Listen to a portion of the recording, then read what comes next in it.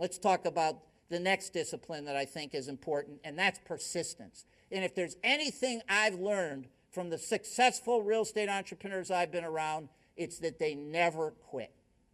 They never give up. And it's the nature of the business, high risk, high reward. It's kind of the nature of the business that there will be times when you need to persevere. Every time a deal knocks you down, you got to get back up. It'll knock you down again, back up, back up, back up, back up. Sooner or later, whatever knocking you down gets tired and goes and knocks somebody else down. And that's the theory. You know, I brought along this quote from Calvin Coolidge. I know he was president of the United States. I don't know what number, I don't know what he was famous for, but I read this quote and I subscribed to it 100%, and I thought it said it better than I could. Nothing in the world can take the place of persistence. Talent will not. Nothing is more common than unsuccessful men with talent. Genius will not. Unrewarded genius is almost a proverb. Education will not. The world is full of educated derelicts. Persistence and determination are omnipotent. The slogan, "Press on," has solved and always will solve the problems of the human race. And I subscribe to that, and I tell you that if you get into this business I'm describing of trying to add value and boost your investment, you know, the value of your investment, you're going to have to persevere. There will be times when you will be tested, and you just have to be ready for it. And here's how I was tested. Here's a deal that almost took me right off the real estate map and put me back into practicing law. I bought a building in Shelton, Connecticut. It was 110,000 square feet. It had a tenant in the building, an industrial tenant, 6 more months to go on the lease. The building was not zoned for retail, but I thought I could turn it into retail, knock it down, build a little strip center. I knew the town would be in favor, and so I bought the building for $6 million without any rezone and with the tenant having only 6 months to go on its lease. And I took it to the city zoning offices, and I was successful. I got it zoned retail.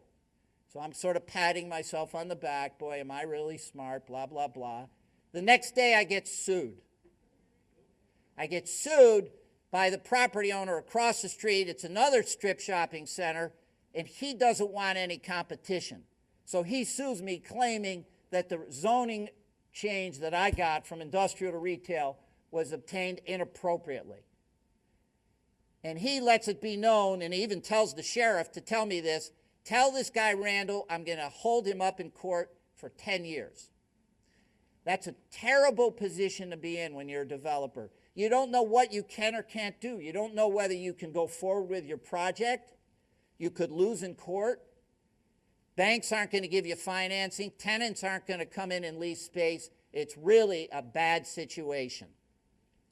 And so I say to myself, but wait a minute, Calvin Coolidge said, you got to persevere, you got to persist, you can't let these things keep you down. So I go into my office, I make a list of 10 things I'm going to do to solve this problem. So I make my little list, talk to property owner across the street. I go to see him. Hey, Mr. Jones, really, I know you brought this lawsuit. There must be a way we can work this out. Randel, like I told the sheriff, 10 years. I'll see you in court for 10 years. So I get nowhere with him. So I go to the city. I say, this guy's just doing this because he doesn't want more retail in the city. It's not our problem. And every idea I have, I'm getting nowhere. Now my industrial tenant's lease is up, and I'm carrying the building at an amount of $50,000 a month. And that can get old very, very quickly.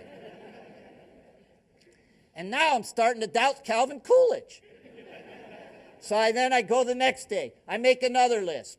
Come up with all these great ideas how I'm going to solve the problem. Nothing. I'm getting nowhere fast. Next day, same thing, same thing. But you know what? And I got to stop telling this story because I can feel how my heart's going fast. This was an awful time.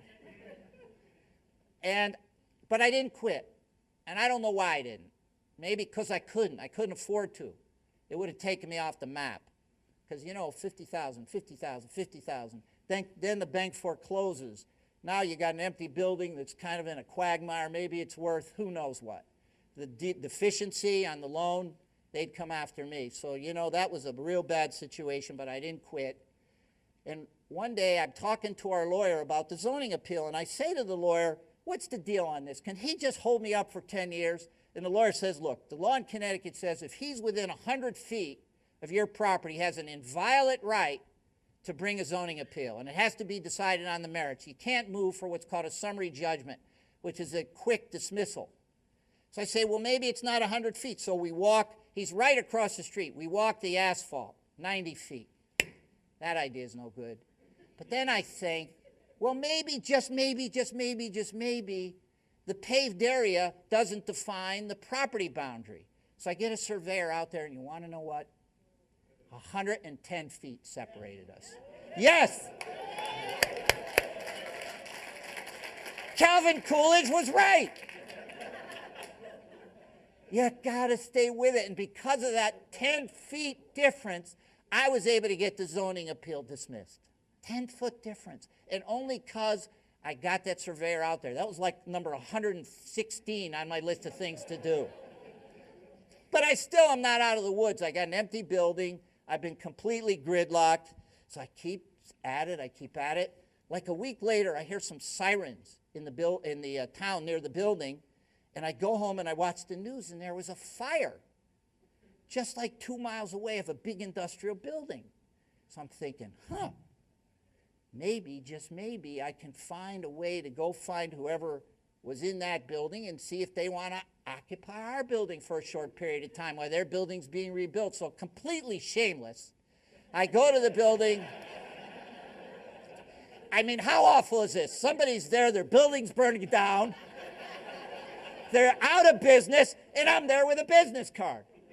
Completely shameless, but Calvin Coolidge is to blame as far as I'm concerned. And I go talk to the guy, and I say, gee, I'm really sorry, and blah, blah, blah. He rents my building for a year, just what I needed to get back on my feet, to get the site plan approvals, to get the financing, to get my contractor and tenants all lined up.